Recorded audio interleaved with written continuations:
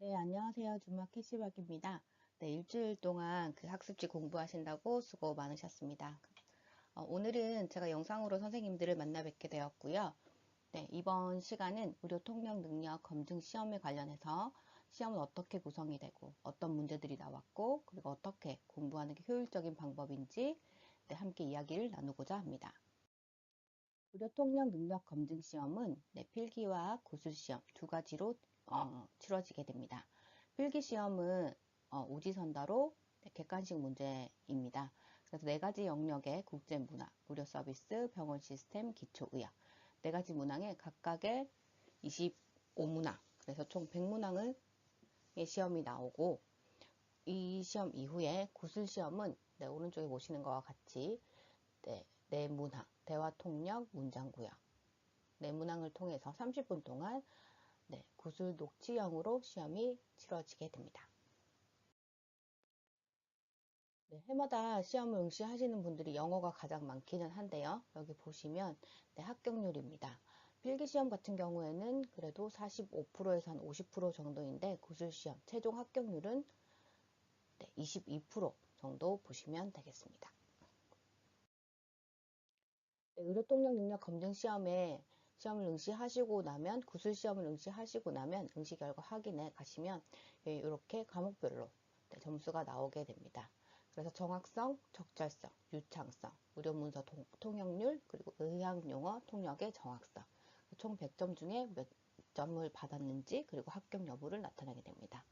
네, 두 분의 심사위원이 여러분들께서 녹취하신 내용을 듣고 네, 평가를 하게 되고 100점 만점에 75점 이상이 됐을 때 합격을 하게 됩니다.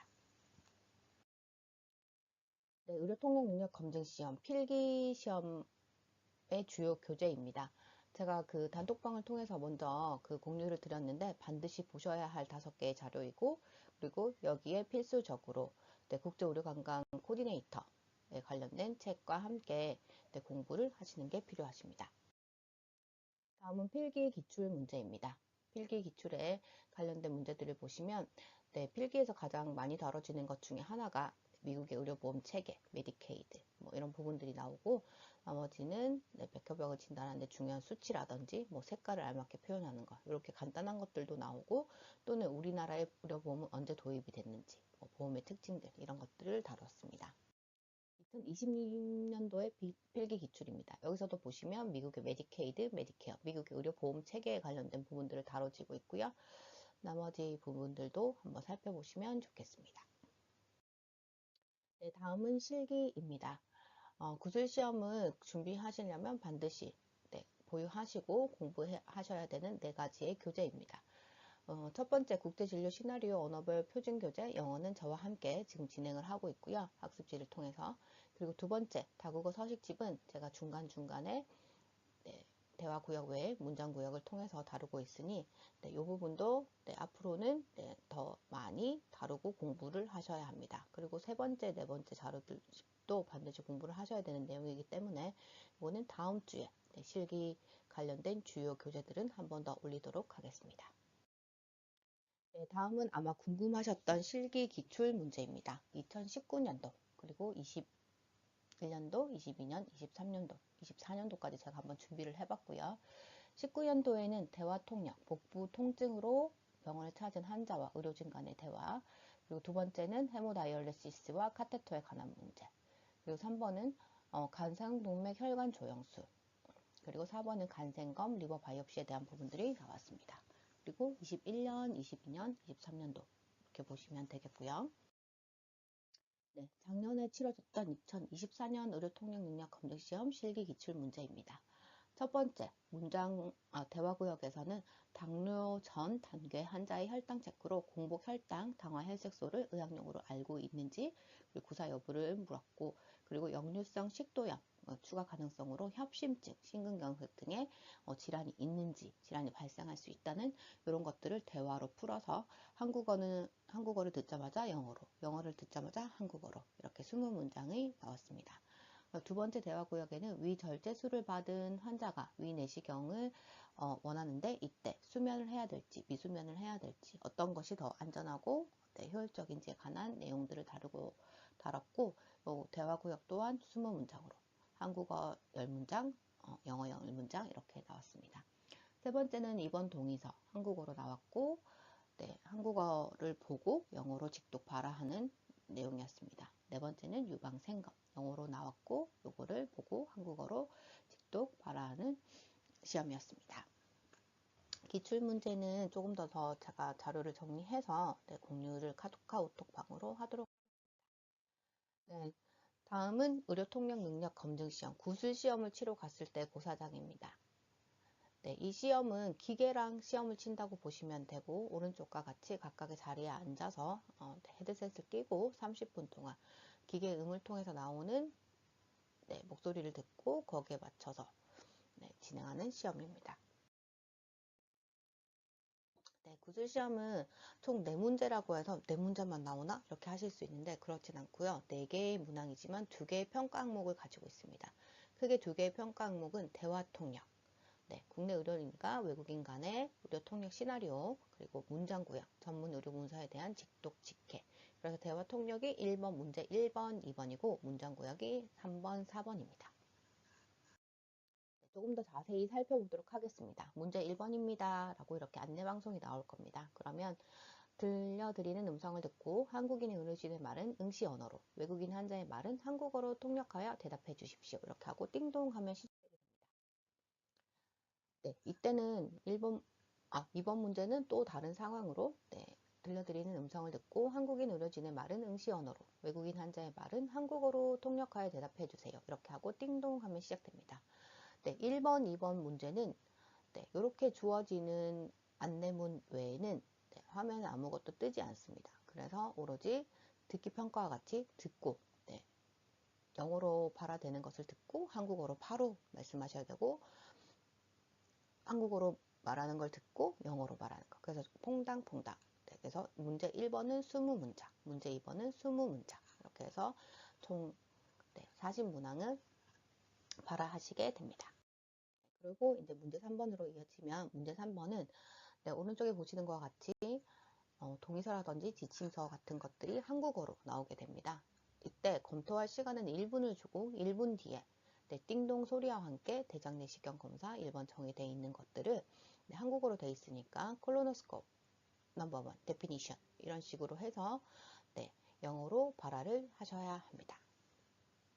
끝나면 네, 이어져서 문제 4번 네, 화면에 이렇게 영어로 되어 있는 지침서나 동의서가 나오게 되면 똑같이 1분간의 시간을 주고 네, 띵동 소리와 함께 네, 한국어로 네, 직독 발화를 하셔야 됩니다. 네. 예를 들면 뭐 S상 결장경 검사 1번 정의 이런 식으로 해서 네, 한 3, 4분 시간이 되면 자동적으로 네, 녹음이 되고 시간이 종료되게 됩니다. 그러면 30분간의 응시 시간이 끝나고 네, 녹음된 파일을 확인하실 수 있고 그러면 시험이 종료됩니다. 네, 기출문제입니다. 이런 식으로 네, 화면에 나오게 됩니다. 네, 이제는 공부 방법입니다.